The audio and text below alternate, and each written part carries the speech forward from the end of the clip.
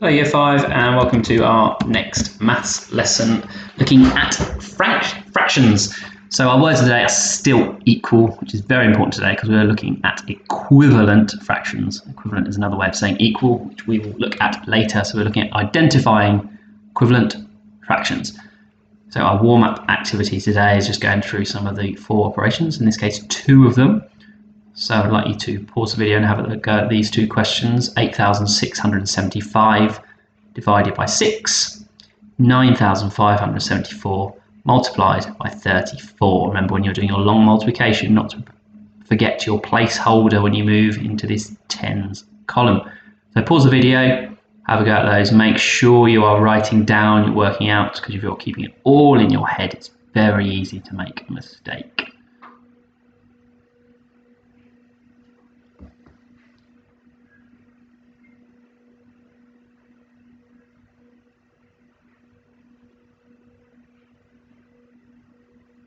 Okay, let's have a look at the answers for those 2.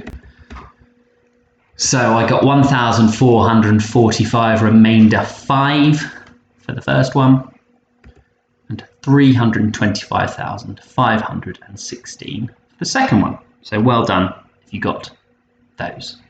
Just noticed I forgot to change my LI up there. Make sure I do that for the next lesson.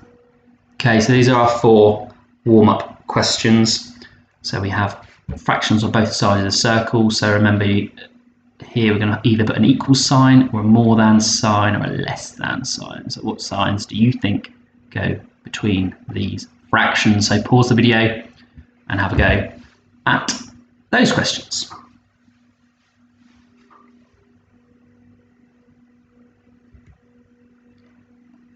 Okay, so 1/2 is bigger than 1/4 because you've got 1 part shaded out of 2 parts in total, whereas with the same whole you've only got 1 out of 4 equal parts shaded.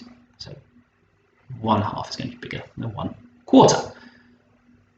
On the next one, we have 1/2 is the same of 7/14, because 1 is half of 2 and 7 is half of 14. So they are equivalent or equal fractions, so we need that equal sign.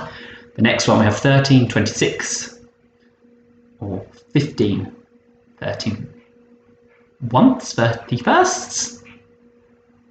Tricky one, not sure. 31st, I think. 31st, I'm going to move on.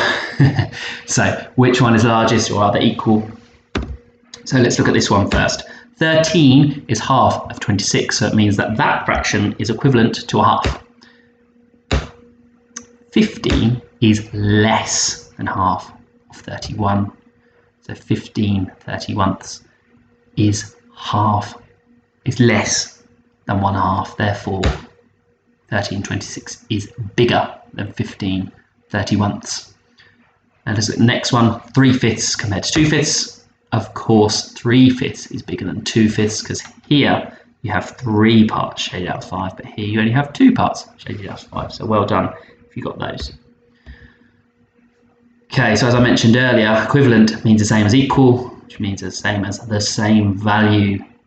So just remember that when we're looking at equivalence, we're looking for things that are equal or of the same value. Okay, here we have 1/4. 4 is the denominator. How many equal parts there are. 1 is the numerator. How many parts are we using?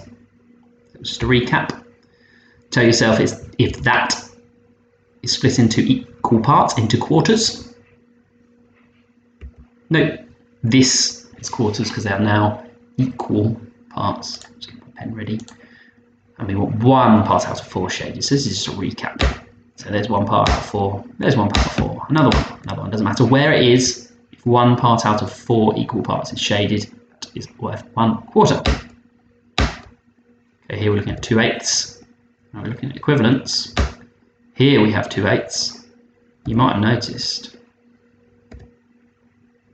they're very similar. In fact, they are the same. So 1/4 is equivalent or equal to 2/8. 2/8 is equivalent or equal to 1/4. So we're looking at things that are equal to each other here. Question here is 6/9 equivalent to 2/3. So we need 2 holes split into those parts and shaded in. So the top one, you can see we have 1, 2, 3, 4, 5, 6, 7, 8, 9 parts in total. So we have our denominator there, the parts in total, and we have 1, 2, 3, 4, 5, 6 parts shaded. So that's our numerator, our 6. Over here we have 1, 2, 3 parts in total, our numerator, and we have 1, 2 parts shaded. You can see if we move them together that they are equivalent fractions because they have the same amount of our whole shaded. This whole bit here is the whole, and that's the same whole, same amount of it is shaded, even though it's split into different sized equal parts. So 6/9 is equivalent or equal to 2/3, and 2/3 is equivalent or equal to 6/9. Right, so this is pause and have a think time. Which one of these is the odd one out? So remember, we're thinking of equal or equivalent fractions. We have 4/9, we have 6/9, and we have 4/6. So you could draw 3 holes and split those into those 9 or 6 parts and do your shading. See which one stands out. So here we have 4 parts out of 9 shaded, so we've got 4/9. Here we have 6 parts out of 9 shaded, we have 6/9. And here we have 4 parts out of 6 shaded, we have 4/6. So let's put them next to each other to compare them. So as you can see here, 6/9 is equivalent to 4/6. Remember, these are all holes, and these two have the same amount of the hole shaded, even though they are split into different sized parts. And 4/9 is the odd one out because it doesn't have the same amount shaded. Right, this is what is called a fractional wall, and they're really, really useful.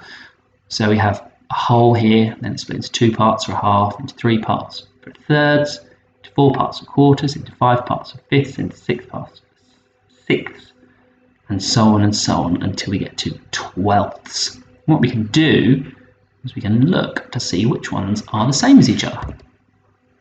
Okay, so if we look here, so we start with 1/6, and we can see where it lines up with to see what it's equivalent to. So 1/6, if we follow that down, the same as 2/12. So 1/6 equals 2/12.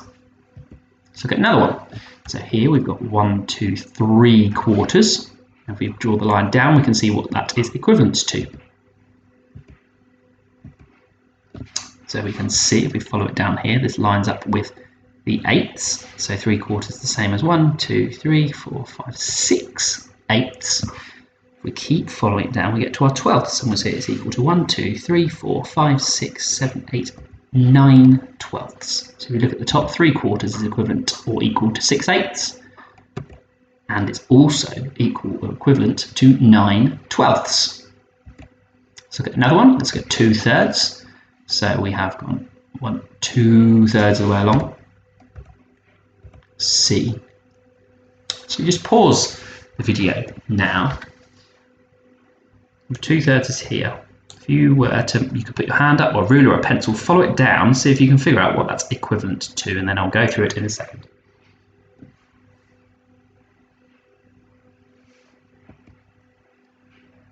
Okay, so we have 4/6. So 1, 2, 3, 4 parts out of 6 is the same as 2/3. We have 6/9. The line's up here.